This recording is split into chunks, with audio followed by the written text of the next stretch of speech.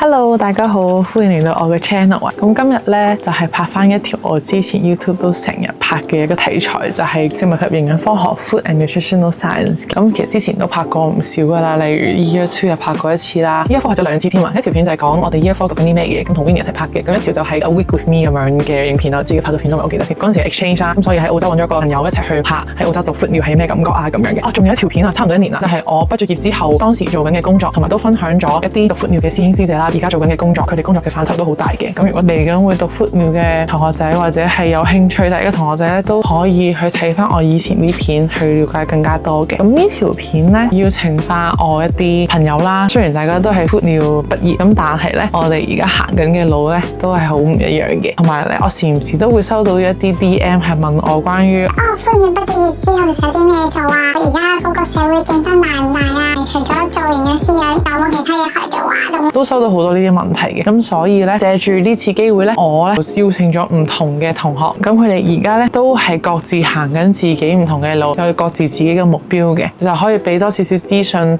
俾有興趣嘅同學仔知道。咁之前咧，我都喺 IG 叫大家寫低自己嘅問題，我哋就會邀請各位朋友去同大家一齊解答一下。咁我哋而家即刻去片。我今次第一次用咪，之前有人反映收音收得唔好，我知嘅，其實我知嘅，我而家有咪啦。之前要大家咁辛苦聽我講嘢咁極 Winnie 辛苦晒 Winnie。而家我哋同 Winnie 係有時差嘅，而家香港時間係9點，咁英國嗰邊就係大概2點到。Winnie 你嗰邊好似有啲凍喎，着長袖衫。唔凍嘅，呢條係我比較可以上鏡，咁 hea 嘅衫。我哋咧好開心可以邀請翻 Winnie 上我 YouTube， 但其實咧 Winnie 上我 YouTube 咧應該大家都唔陌生嘅。講真，我今日特登數咗，原來你上咗第4次啦。大家見慣，即係見厭咗未啦？咁而家 Winnie 嘅人咧就不在香港嘅，所以我哋用 Zoom meeting 咁可憐嘅方式去同大家聯繫。咁我直接俾 Winnie 開始就講下，而家你喺邊間大學讀緊邊一個 master degree？ 首先順利係 HKU 畢到業啦，但係而家咧我就係呢個 UK 啦，梗係倫敦嘅，我就喺 KCL 讀緊 Master of Dietetics， 而家啱啱完成。英國嘅成溫係幾時開始？都係9月開始，基本上同香港一樣咯。呢個 program 係讀幾耐㗎？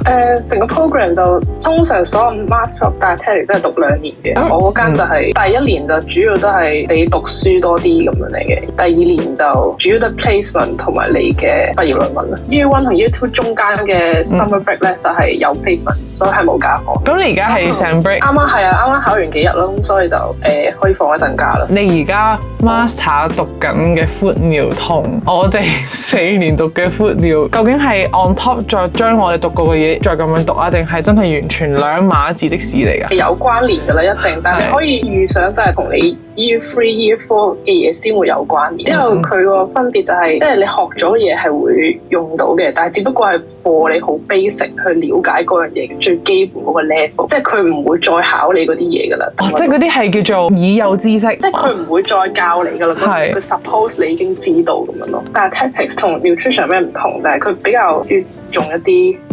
clinical 嘅嘢咯，即係真係 practical， 你會可能用到喺你嘅 future， 你做 dietitian 你會用到嘅一啲 knowledge 咁就教你咯。咁所以其實 bachelor 只不過學緊啲好 basic、超級 basic 嘅嘢。係基本上咧，我只可以話係可能我哋成個 Con U 嘅 degree， 我諗我基本上我淨係得由3、2幾，我先開始真係好似有啲關聯啦，其他完全冇關係。Case study 啦都幾多嘅，呢個 course 就即係有好多個 module 嘅，咁佢有關於可能你一啲個 module 叫 diet therapy 咁樣啦，佢就係針對好多唔同嘅病啦，佢就教你點樣去 manage 啦。有 communication 嘅 module 啦，即係教你點樣溝通啊，同病人。都有 public health 啦，就係好 UK based 啦，咁因為我喺 UK 嘛，都有一啲比較 clinical science and therapeutics 咁樣啦。佢唔係研究你點樣去治療嗰隻病啦，即係佢要研究個病點樣形成啊，佢影響到咩人啊，佢個過程係點啦，咁佢有啲咩現有嘅 treatment 咁樣咯，你就要要 D 埋啲嘢，我覺得幾特別嘅。唔係每間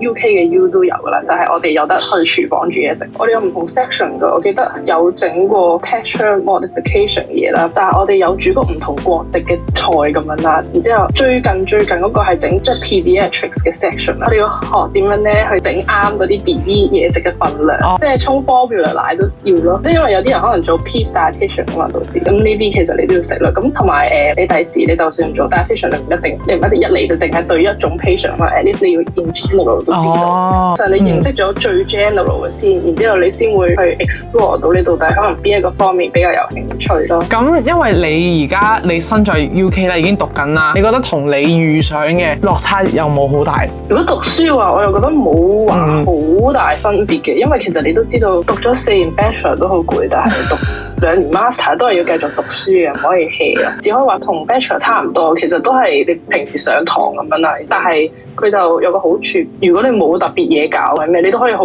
自由咁安排自己時間。咁生活方面就睇下你本身係咪個好獨立嘅人咯，即係好多嘢都要自己搞掂噶啦。如果你係一個自理能力比較好啦，咁就會好啲咯。咁即係其實讀書方面個形式上同 bachelor 都差唔多嘅啫。其實我會話咧係 intensive 啲嘅，你讀嘅 content， 即係咧你唔會好似咧讀完 bachelor 我都唔知自己讀咗啲乜。你讀完咗 glycolysis 10步，而家我哋考下 Cathy 講唔講得出 glycolysis 10個 stage 咧係點啦？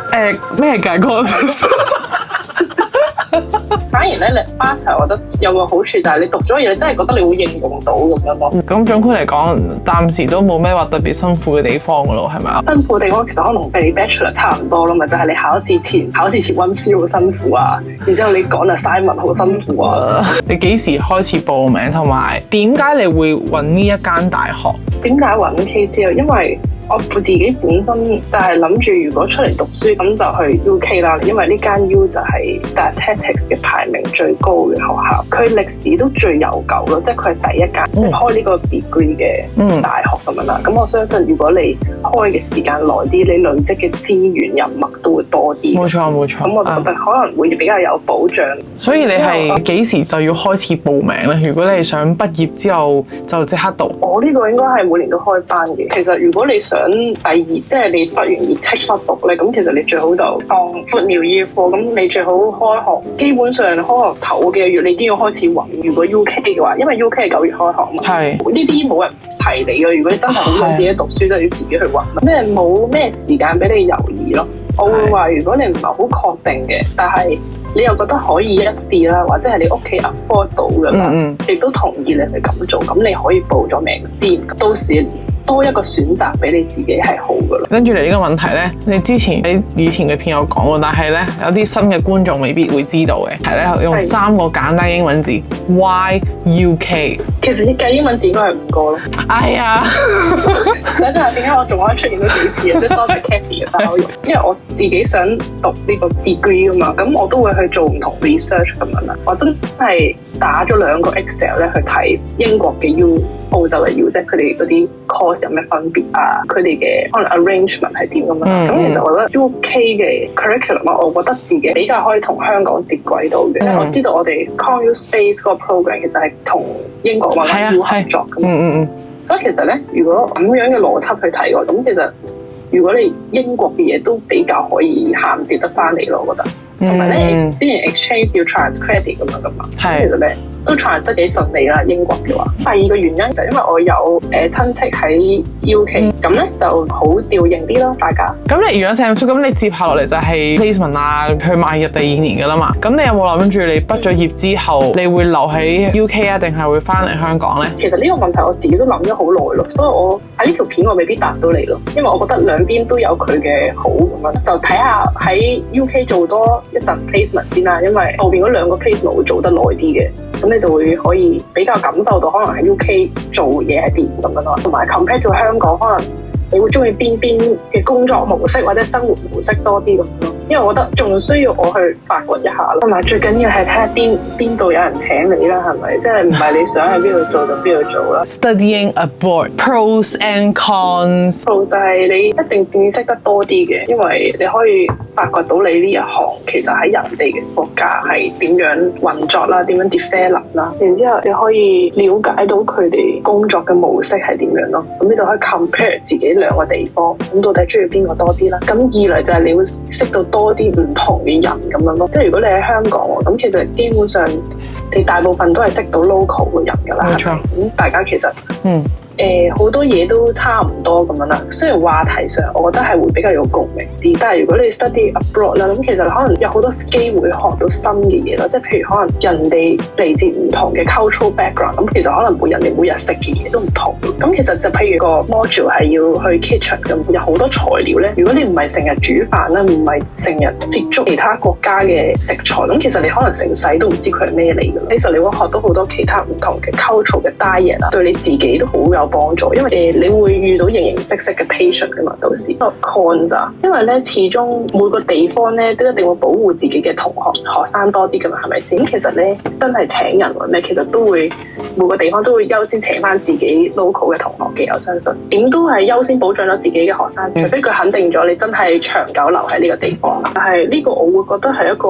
冇辦法反駁嘅 con。有個 con 唔記得講啊，就係真係好貴咯，係一個都幾關鍵嘅 con 咯。個肯定多過10，因為10幾啦，係幾十咯，幾十萬一年。我會係都好感激我父母有呢個能力，佢可以俾我做選擇咁。借呢條片再次感謝我嘅父母啦。其中一個 Q&A 就係問你喺英國讀有咩優勢？你喺外國讀 master 其實喺香港就業會係益處啊，定係更加難去揾工？如果你讀 College Space 啦，咁你嘅 placement 會喺香港嘅醫院噶嘛，咁你自然一定會熟悉香港嘅醫院嘅 system 多啲啦，係咪？其實你嘅 competitiveness 咧，去咗 overseas 讀書，其實未必真係話去到咁高嘅，唔係話你出咗去讀書翻到嚟好似好勁咁樣啦。我哋 experience 都係要睇你 placement 嘅嘢啦，之前累積嘅啲 work experience 咁樣咯。不過補充翻啦，但係佢唔一定係個 absolute 嘅劣勢咁樣咯。總之，我覺得呢啲係我哋冇得 control 嘅 factor，但係你可以做就係讀好你個 master degree，你去做好你啲 placement，喺適當嘅時候就會有用咯。即係唔好咁着緊於一啲你 control 唔到嘅嘢啊。觀眾問啦，請問做營養師之後係咪真係會食得健康啲啊？我係冇資格答呢個問題，因為我唔係營養師。睇下你本身自己食得健唔健康，即係唔會話做咗營養師唔食杯麵、唔食薯片、唔食雪糕。好多人嘅謬誤咧，營養師一定要食得好健康，一定要白霎，一定要 Why？ 點解要咁樣折磨自己咯？我哋唔係食一餐薯片、食一個杯麵就會死嘅。有啲觀眾應該唔知道其實考牌即係咩意思？係咪真係要去考試考牌？考牌意思即係讀 master degree 咯。你要攞到一啲資格嘅話，其實你首先你個 placement hour 一定要過啦。基本上你讀嘅好多 degree 咧，佢都會有認證噶啦。讀完 degree 佢一定會包你嗰個 minimum 嘅實習 hours。成功畢到業啦，即係啲 placement 全部都 pass 晒嘅話，咁其實你就會自動有呢個 qualification。考完之後翻嚟香港再入翻啲同嘅會啦，攞翻啲相關嘅認證嘅證書啦，咁就 OK 嘅啦。我諗就係會唔會係黑食科容唔容易揾工作？Question 你已經 assume 咗係黑食科啦，咁我仲使咩答啊？唔可以咁厭世咯，我哋兩個。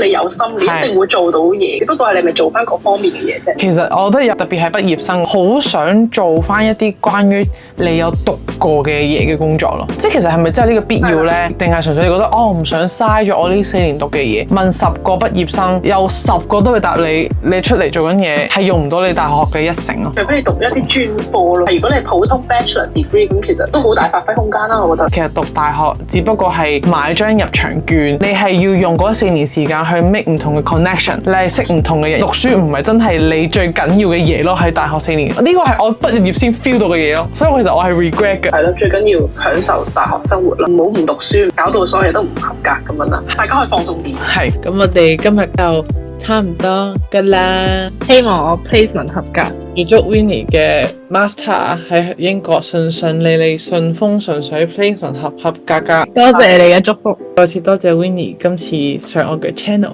拜拜，拜拜。